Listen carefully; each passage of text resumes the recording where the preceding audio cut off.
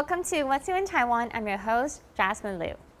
The unprecedented July 26, 2025 recall vote in Taiwan ultimately failed in all 25 cases. This is a huge moment for Taiwan's democracy, and today we'll unpack why that failure doesn't mean Taiwan turned pro-China, but rather shows deep unease among centrist voters toward political division.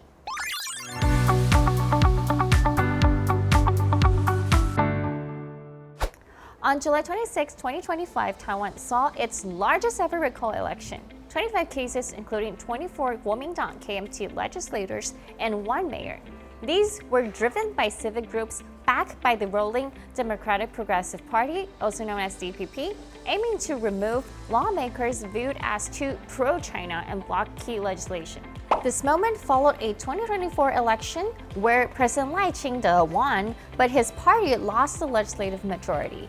Voices started to emerge, argue the KMT obstructed budgets, especially defense, and leaning toward China. The DPP and allied groups saw recalls as a solution. By nightfall on July 26, all 25 recall efforts failed. Not a single targeted lawmaker or mayor was removed. Voters rejected every recall motion. President Lai described the result as not a victory for one side nor a defeat for the other, but a reformation of Taiwan's constitutional democracy, highlighting the value of civic participation. International media called it a setback for the DPP, limiting its ability to push legislation. Observers warned it could deepen polarization.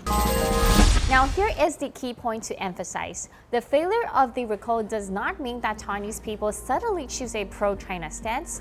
It's about centrist voters' discomfort with the intense political division and a desire for stability in domestic politics. And analysts highlight that centrists wielded enormous influence on the outcome. Their attitude stemmed from several factors.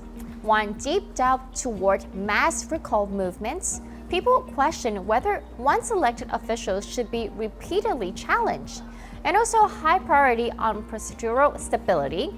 Once elected, officials should serve their term.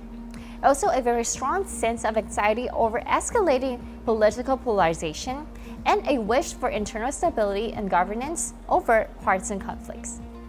The centrist electorates were motivated not by support for pro-China policies, but by a concern over social disruption and political overreach. After recall failure, major reactions unfolded. Now, the DPP Secretary General Lin Youchang and others said that the party would humbly accept results and reflect on public sentiments and acknowledge internal accountabilities.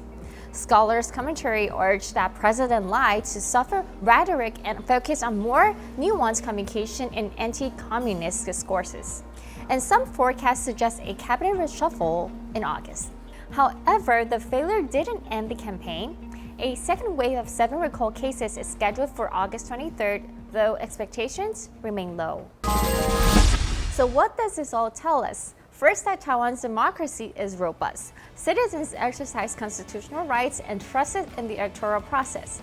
Second, centrist matters. The preference for order, social calm, and stable governance shape the results. And this result illustrates centrist voters' fear of political unrest, distrust or repeated mass recalls, and a preference for internal stability. Taiwan remains sharply divided politically, but this moment shows a check on polarization from a moderate process-focused electorate. Thank you for tuning in into What's New in Taiwan. Today's story on the July 26 recall, all 25 failed, is a reminder that democracy doesn't always mean change via removal.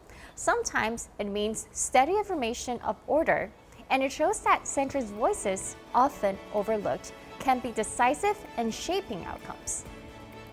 Stay with us next time for more updates and inside stories from Taiwan. I'm Jasmine Liu. See you then.